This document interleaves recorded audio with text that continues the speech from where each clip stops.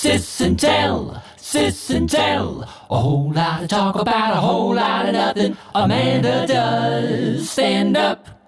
Alison's on TV. And when they hop on the phone, it's the place you want to be. Sis and Tell. A whole lot of talk about a whole lot of nothing. Hey, Allie. Hey, man, what's going on? Just, drinking loads of coffee. You ever have one of those mornings where you get woken up in the middle of an REM and then you feel like you're still dreaming halfway through the day?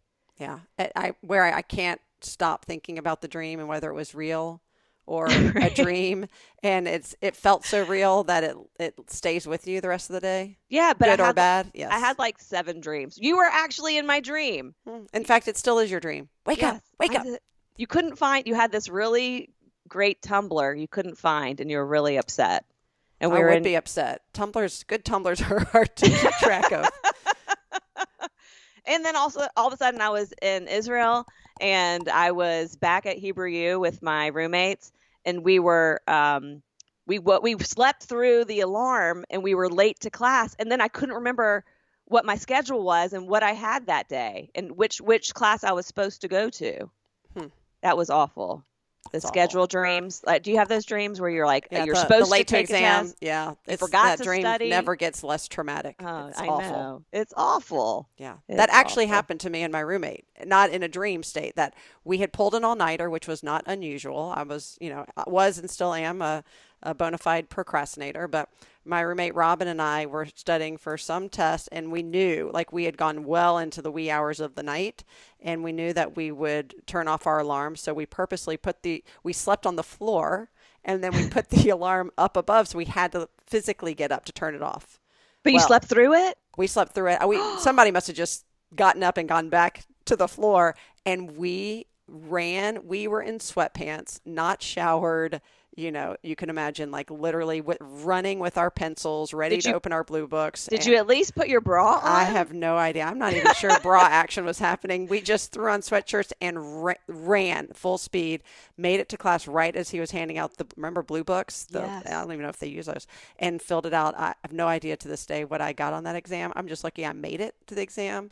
So that nightmare that you have or people have, it was my reality, and I can tell you it's just as scary as the dream. It's no less stressful. In fact, more, because it really happened. Yeah. Stressed me out just thinking about it. Yeah.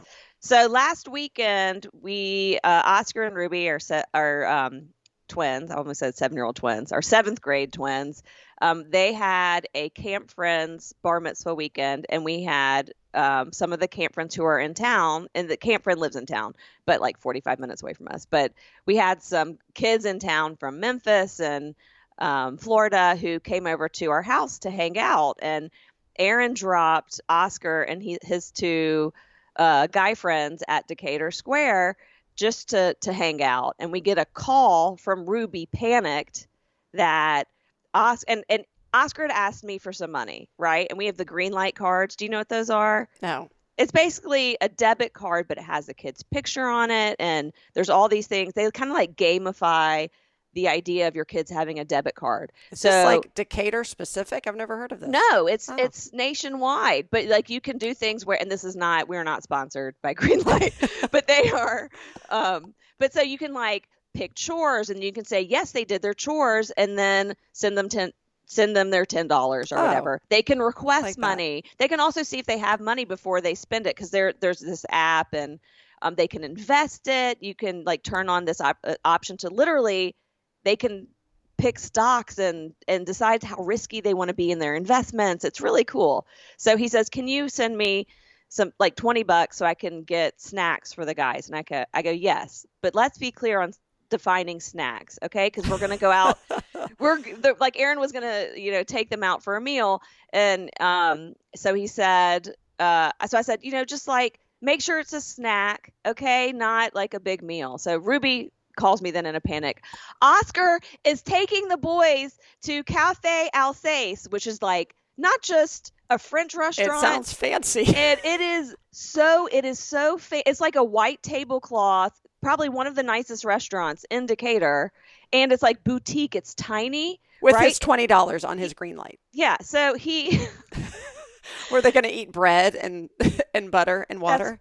That's funny you say that, because she said they're going to eat ratatouille and beef Wellington. So, which, is not a snack. and not cheap. Not who's getting ratatouille? Well, why is he ordering ratatouille? That's a whole other. So I was like, and I joke that he is an old Jewish woman stuck in a little boy's body. Right. And this is case in point. So I called him and I was like, I hope this is a rumor. And he's like, that's not even true. We were not going to order beef Wellington and ratatouille. We're going to order a nice bread plate and split the ratatouille. But I was never going to order beef Wellington. Oh my gosh. Why did he think this was a good idea? I know, he said it was an appetizer. We were splitting it. It was a snack. I go, Oscar, from the most expensive restaurant in Decatur, plus there's tip. And he canceled the order. And wait, he pre-ordered it, or was he sitting at the table? They were sitting at the table. So, and he's like, and so then later I said, Oscar, can you just walk me through what was going on in your head? Because I wanted to know, like, why he was, and these boys could have cared less about French food. You know what I mean? I thought he was going to take them to the convenience store and get a bag of chips and some Snapple. Hello, that's what I was thinking. Right? Or a Snapple. I don't even know if Snapple exists, but you know what I'm saying. Yeah. So he said, well, I really wanted to give them a taste of Decatur.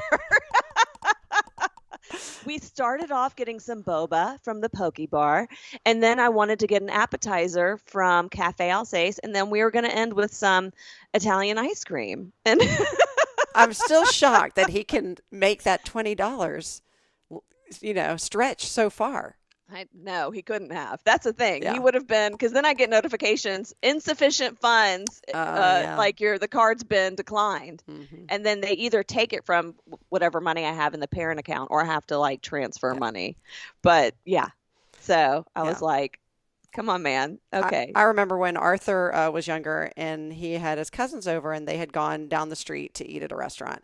And I get home and he says, well, they didn't have any money and I just had this money. And so I paid for everybody, but it was kind of expensive. And I'm like, okay. So he's telling me how much it was and how much money he had. And then I'm doing the math and I'm realizing, what did you leave for your tip?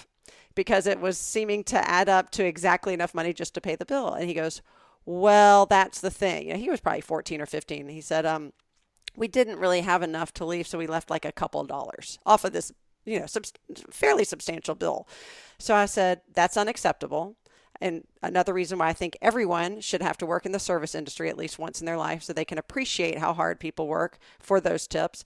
And I said, here's what we're going to do. You're going to go upstairs. You're going to get, a 10 spot or whatever, the money was. I said, I will drive you back. He didn't drive. I said, I'll drive you back. You're going to find, do you remember who waited on you? Yes. You're going to find that young man and you're going to go up to him. And not only are you going to hand him this tip, you're going to apologize profusely for being short and that you appreciated his service. And he looked at me like, there is no way I'm doing any of this. And I said, do you understand? He's like, but. I go, no, there's no buts. I said, this is non-negotiable in our house. I said, when people help us out, we show appreciation. In this case, it's someone who works at a restaurant and you don't know, that kid might be putting himself through college, right? He may be supporting a family. He may be supporting other people in his life. Who knows what he's doing or saving up for something really important. And every dollar matters. Yes, ma'am. So I drove him back and I'll tell you, he's a good tipper ever since then. And he has worked in the service industry, but there is, merit to making sure our kids know at a very young age how important that gratitude is. Oscar is also a very good tipper because and one time we we took the kids out for ice cream and Aaron gave we got there at like different times or the kids were ready to eat ice cream at different times. So I gave again Oscar $20 and he went to go pay for it. It was $4 and he goes, keep the change. No, he did not. And I was like, wait, and even like the woman who owned the ice cream place, it wasn't like a teenager behind the counter. She goes, wait. That is very generous of you to want to give us a $16 tip, but that's way too much. Right. So in equal measure, gratitude's important, but also do the math. Conservation of your funds is also an important thing to learn.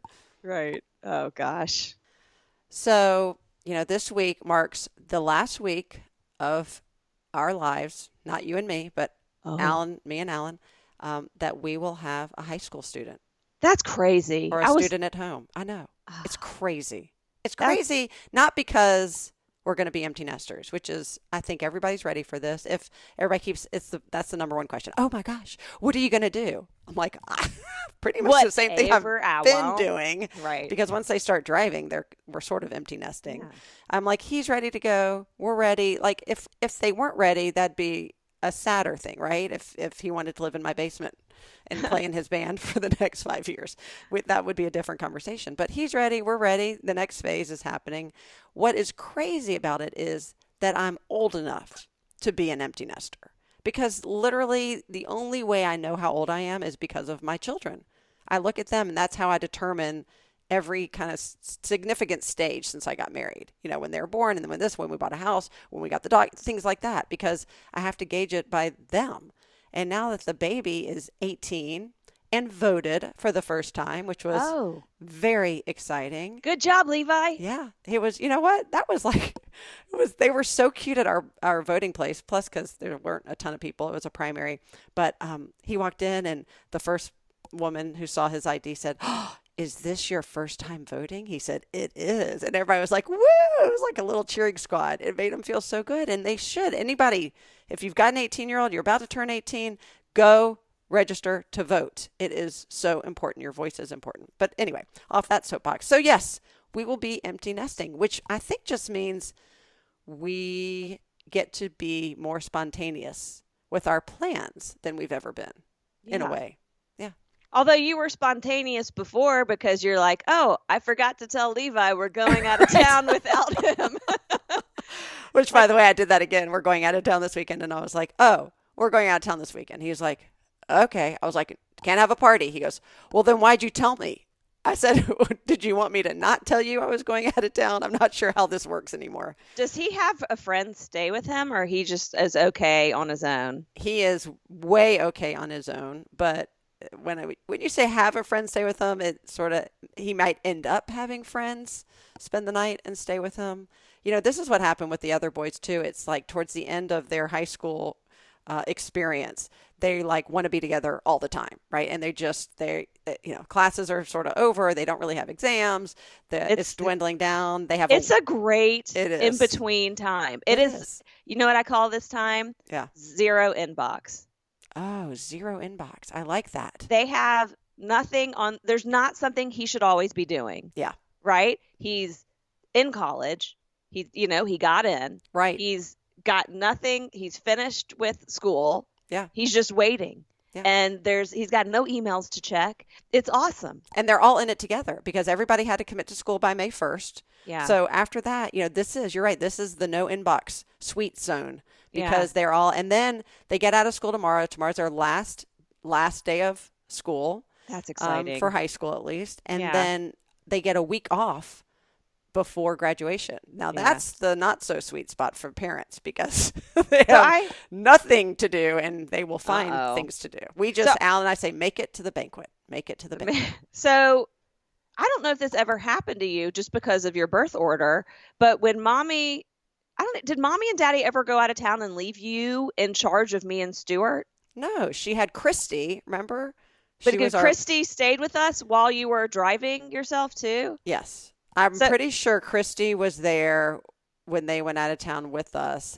I mean, I don't remember her leaving me with you. So you never had the opportunity to be in that house without mommy and daddy, without like some sort of caregiver there?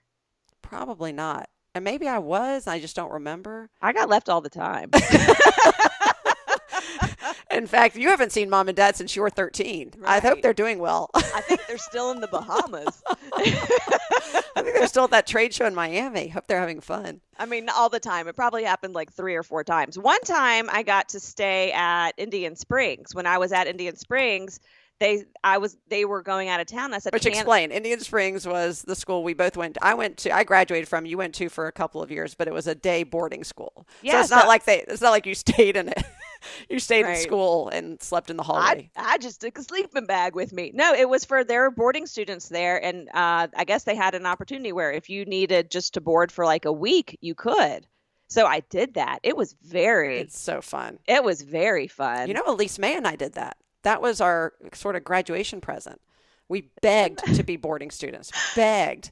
And we got to board there for like a week or two at the second semester senior year. Funny. Oh my That's gosh, so fun. funny. Like that would be your, like how nerdy. Is that so nerdy? That is so, the fact, I think about that all the time. I loved high school. I still do. I loved high school so much. I know that's sometimes an anomaly, but I loved high school so much. I wanted to live there. But that campus, it's just, yeah. The campus was magical, right? Yes. There's like a pond with like when I went there, there's a swing, a rope swing. Yep. And people would, we actually, in like eighth grade, the eighth grade boys tricked this kid, although I think he knew what was happening.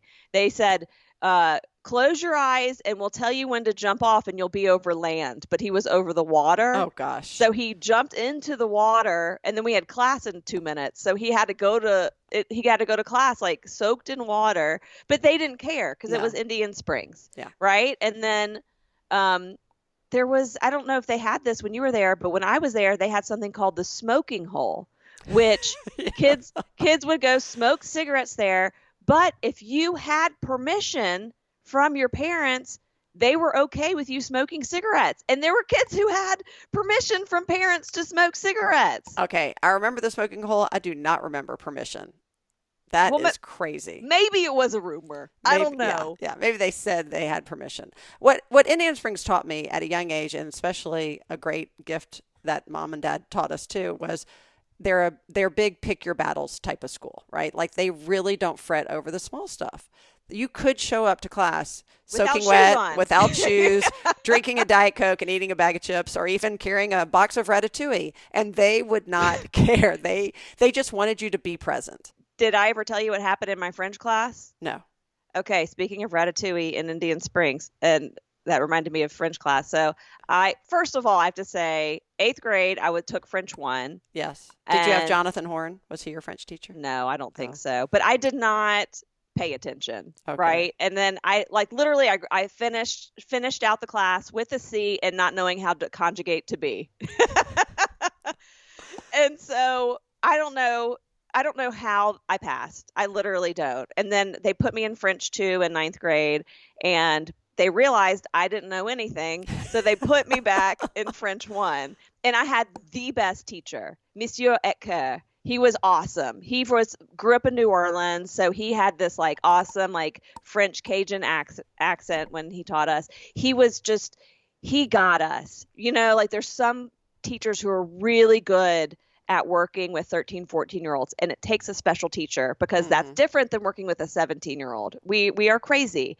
So I was in French class, and there was this girl who had transferred in late. So she was French 1, but like in 10th grade. And she told me how to say, go F yourself in French. Oh, great.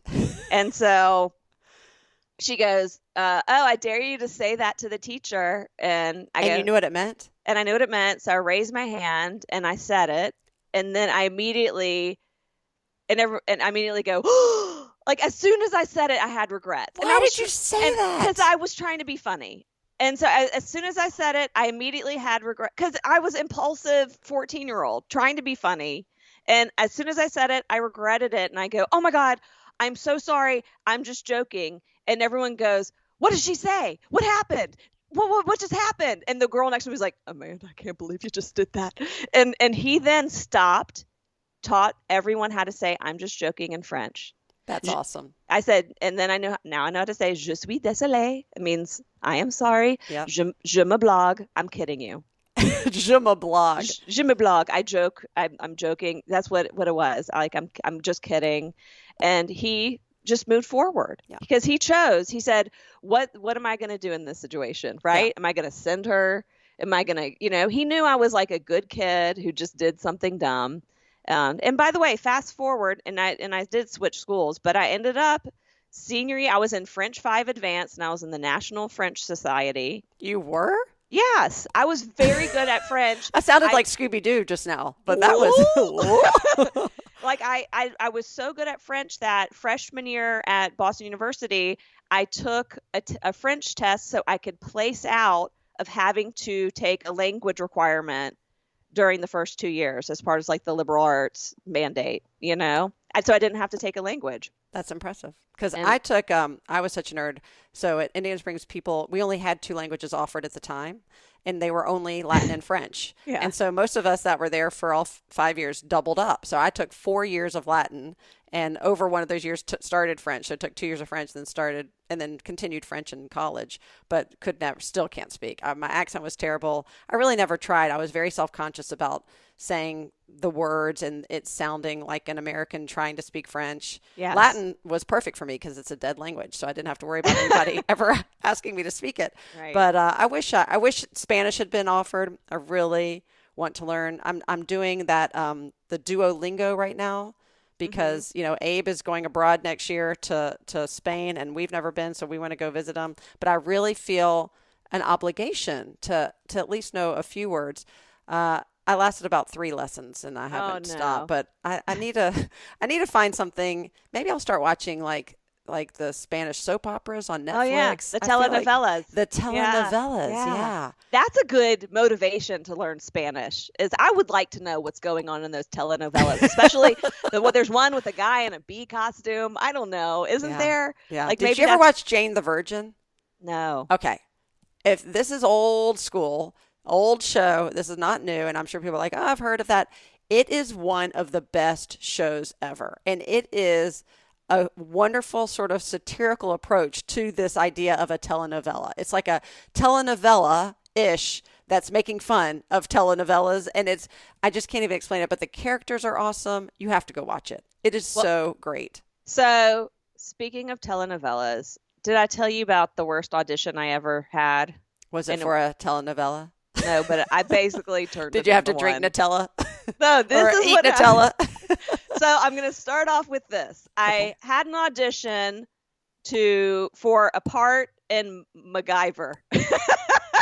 No, you did not. Yeah, the updated. What year MacGyver. was this? Oh, okay. No, there's a new MacGyver. I don't know if it's still in production. But this was like. Is he still using duct tape and batteries? Probably. Okay. But this was like 4 years ago. So, and it was for this woman. I get a lot of like ethnically ambiguous, like I am. Because of your hair? Because of my hair. Yeah. Like, and look, people come up to me all the time and start speaking to me in Spanish. And I'm like, I'm sorry, I took French in high school. But I basically understand Spanish. They're very similar. But so this was for a woman who was Greek, right? Which makes sense. Yeah. People think mommy's Greek all the time. And dark hair, green eyes. Mm-hmm. And we're Turkish, and like we can pass for so many things. So I was like, okay, I have to confirm with my agent that I'm doing this. So I said, great, I'll get this in before deadline. And the part was super dramatic. Like it was this woman in an office hallway, and she gets held up at gunpoint by these hostage takers, and she ends up getting like thrown down an elevator shaft. It was crazy, right?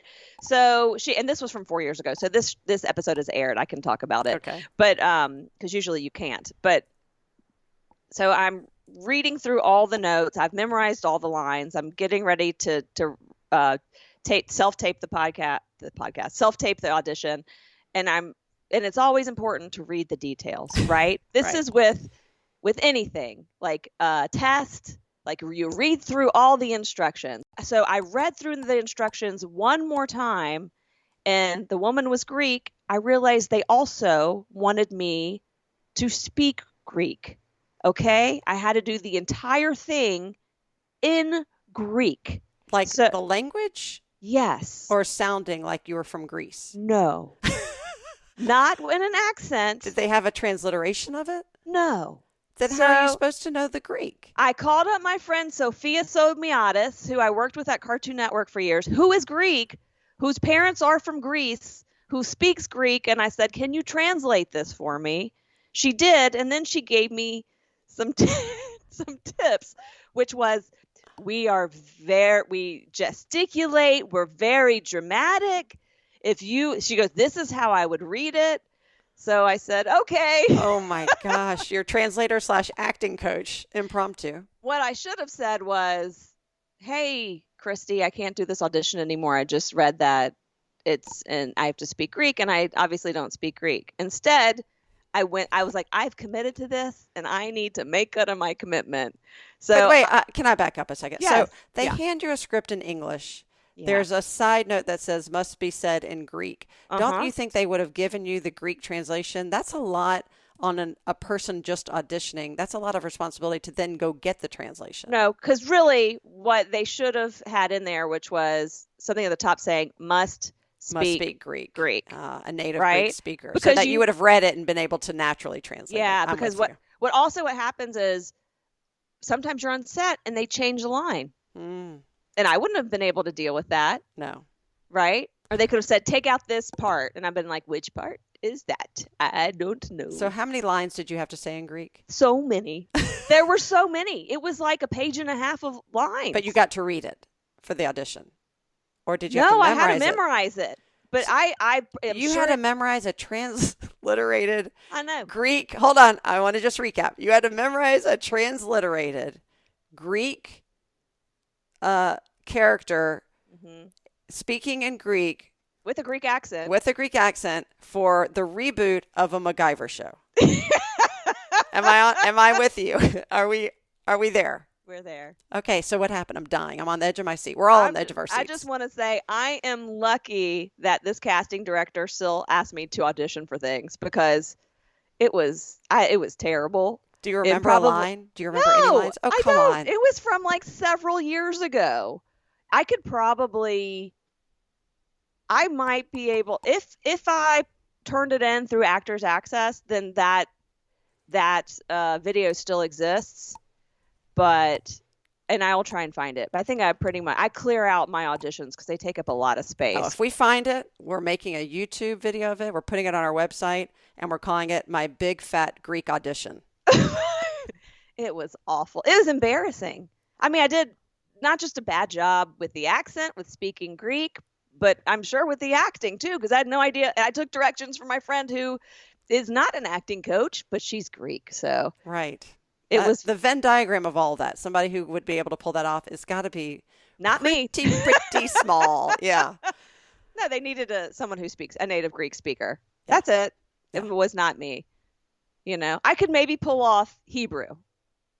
Right? Right. Well, you could pull off Hebrew a lot better than some of these actors pull it off that are actually cast who are totally, totally ruining the Hebrew cha. Yeah. And when they're saying this Hebrew, it's terrible. Which, by the way, yeah, someone who did it well, I just watched. Did you see the Amy Schumer show on Hulu or Netflix or HBO Max? Is yes, it one scripted? of those. It's it scripted? Is a scripted show. She wrote and produced. It's based, I think, loosely on her life, called Life and Beth.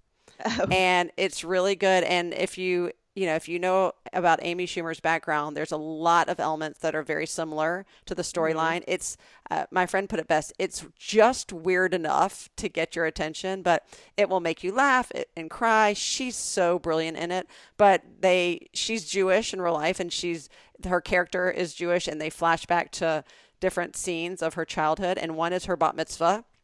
And the actress who plays her as a child at her bat mitzvah, I just want to do a shout out, did an excellent job. Maybe chanting. She's Jewish. She might be Jewish because it was spot on. The tune, the pronunciation, everything. It's been a long time since I heard some actual decent American Hebrew through the acting channels. Sarah Silverman had I don't know if I'd call it a campaign going on about Jewish actors playing Jewish characters. Yeah. Right? And it's like, is it okay for non-Jews to play Jewish characters? Right? And or is it about who is the best actor? Well, because maybe you should be the new Jewish coach and teach them how to say the Hebrew at least. Yeah, well, they need a coach. Because you know why? You know why they need you? It's all Greek to them. Oh, gosh. And scene. And scene. Yeah. So thanks for listening to the latest Sis Tell podcast. don't forget to carpe diem and make sure to tell your friends, family, and foes all about us.